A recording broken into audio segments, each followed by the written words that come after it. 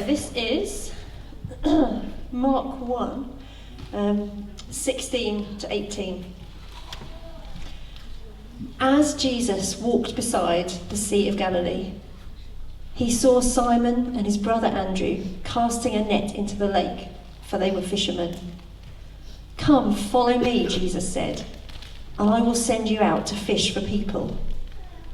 At once they left their nets and followed him. In these few verses that we're looking at today, we see a command and a commission and a cost and community, which are a few C's, which I'm going to be covering as we go through. Well, I was just struck by this: come follow me. Come follow me. This command from Jesus, and it's just huge. You know, we could spend a whole series just talking about come follow me, couldn't we? Because here's Jesus standing in front of these two guys. And in fact, they had met him before. We see through the other Gospels that they'd spent some time with him before, so this isn't kind of out of nowhere. But there he is, standing before them as they're just going about their everyday business, and he says to them, "Come, follow me." A command, an invitation, a call. And it's an invitation and a command not to follow a pillar of cloud or fire, as had happened in the Old Testament, not to follow a set of laws, although both of those things were right, weren't they? But to follow a person, to follow God taking on human flesh. And he stands before them and he gives them this command: come, follow me. Obviously there was something in him, something of what Ephesians describes as the unsearchable riches of Christ, that was enough for them. That's all he needed to say: come, follow me. The scribes spoke, it's been said, from the authorities, but Jesus spoke with authority. And just as he said that, they left their nets and followed. And I guess for all of us, I hope for all of us, we've heard Jesus say, "Come, follow me." And we've given him our yes, and we've got up and we've followed him. So there can be a degree of like, oh, I don't know what that's going to mean to follow you, Jesus. But actually, the unsearchable riches of Christ, how wonderful he is, that we know that we can trust him, that as we look at him, as we look into his face, we know that here is one that we can follow. And actually, in that call to come follow me, in that command, there's an immense amount of love, an immense amount of love for each one of us, that he calls us to follow him. And in fact, he knew us. We were chosen. We've been chosen, not only now, but chosen before the creation of the world. So I've been reading this book. Do a bit of a book recommendation for you. I did a podcast recommendation last time, didn't I? So we're going back to paper this time. Sitting at the Feet of Rabbi Jesus, How the Jewishness of Jesus Can Transform Your Faith. Amazing book. Come and have a look at it afterwards if you'd like to. But here's a quotation from it. To follow a rabbi involved a literal kind of following, in which disciples often travelled with, lived with, and imitated their rabbis, learning not only from what they said, but from what they did, from their reactions to everyday life, as well as from the manner in which they lived. The task of the disciple was to become as much like the rabbi as possible. That's awesome, isn't it?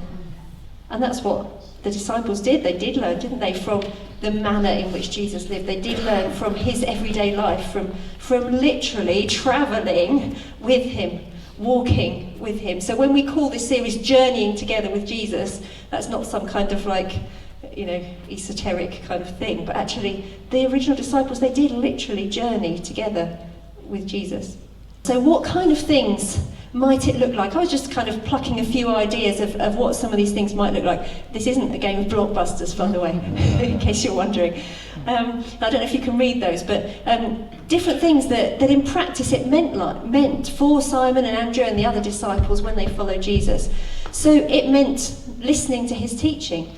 So listening to his teaching in a large crowd, they would have been there, wouldn't they, with all the rest of the disciples, with all the rest of the, you know, the people who'd come from all the towns and villages to hear Jesus. It also meant listening to his teaching in those intimate spaces as well, where it was just them. They learnt from listening to his teaching when he was talking to other people, when he's in dialogue with other people, like the rich young ruler. The Pharisees come and ask him their questions, and there are the disciples alongside, listening to his teaching. And we're told that he specifically spent time instructing his 12 disciples. That's from Matthew 11:1. So he spent time intentionally with them as well, and also clarifying his teaching. We read of after the clouds have departed, he spends time instructing them and taking them aside to explain a bit of the deeper realities of his mission, and commenting to them about what he saw as he looked out upon the crowds, talking to them about what he could see with his spiritual eyes, the sheep without a shepherd.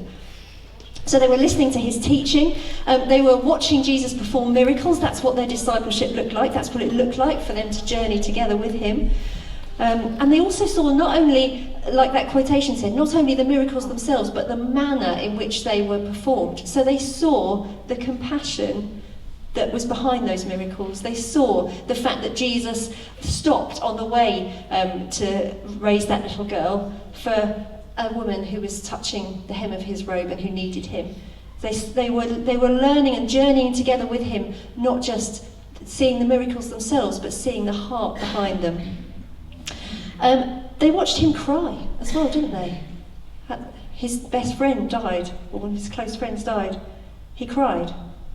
They were there, they saw that. Journeying together with Jesus also meant asking him lots of questions. Why do you speak to the people in parables? Why do the teachers of the law say Elijah must come first? Why couldn't we drive the demon out? How many times shall I forgive my brother when he sins against me? Who sinned that this man was born blind? Was it him or was it his parents? That's when we looked at elders this week. So they journeyed with him and asked him all the trickiest questions that they could. And they also had some questions thrown back at them, as was the style in the rabbinical teaching. So, who do you say I am? That was a good question. What do you think, Simon? They saw Jesus as well in lots of different contexts. So they saw him in the temple. They saw him at a wedding. A select few were privileged to see him at the Transfiguration.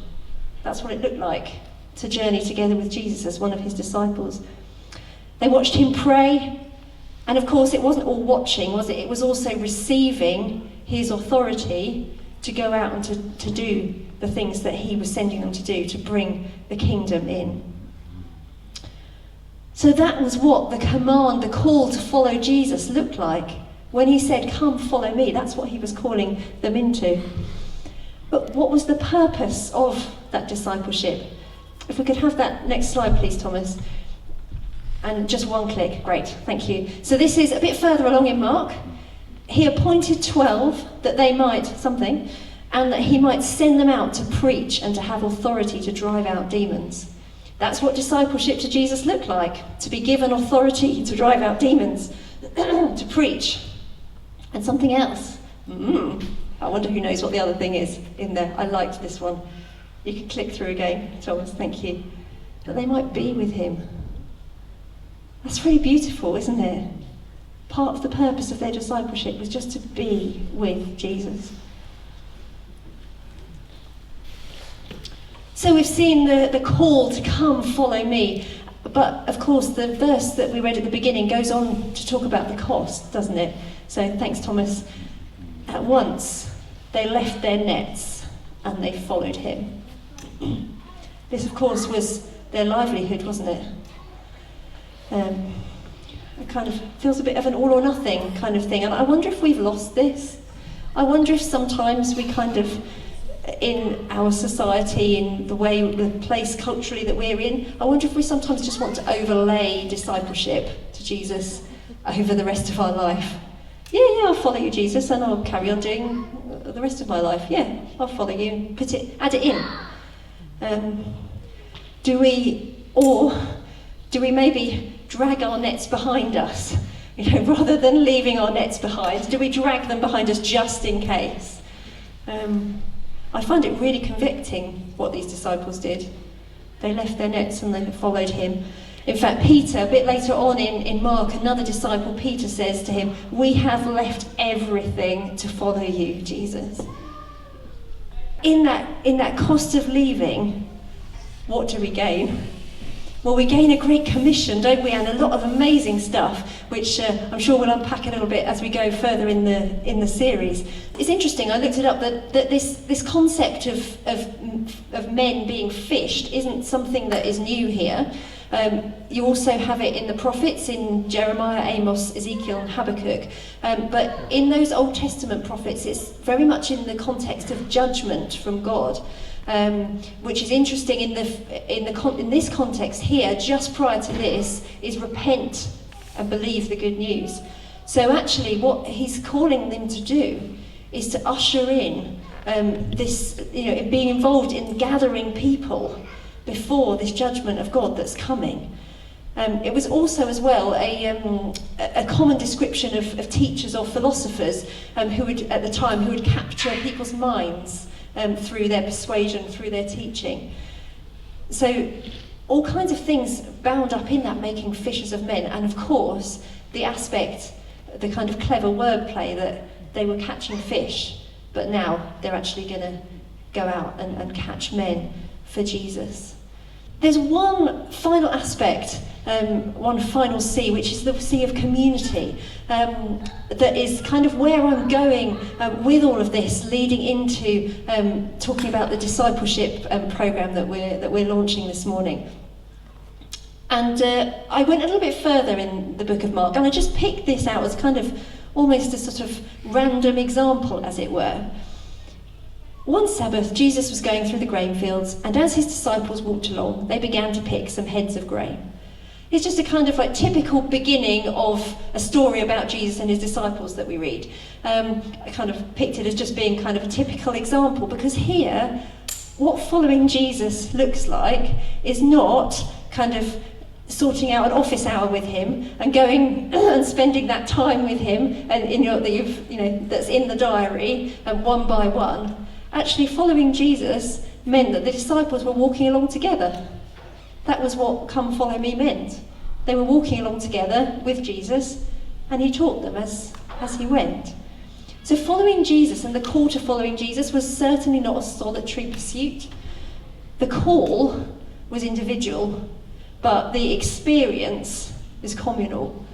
So it's an individual call into a community experience of following Jesus, of journeying together with him.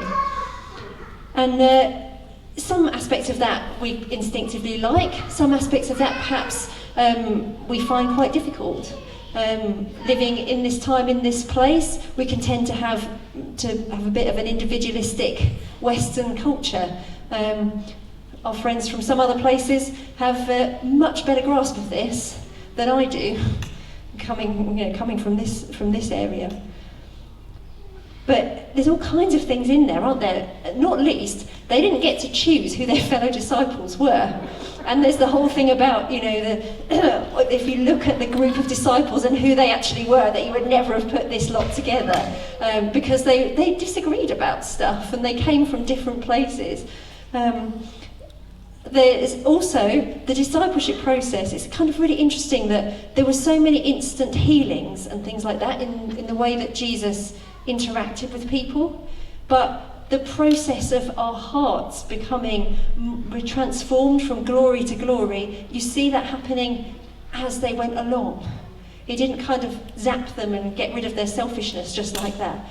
It was a walk, wasn't it? A walk with him.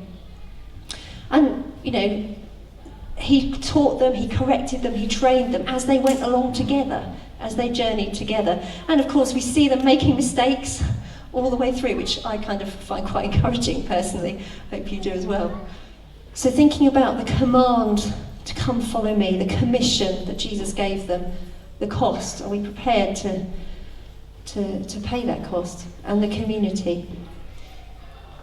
Let's just listen to these verses once more. Come follow me, Jesus said, and I will send you out to fish for people. At once they left their nets and followed him.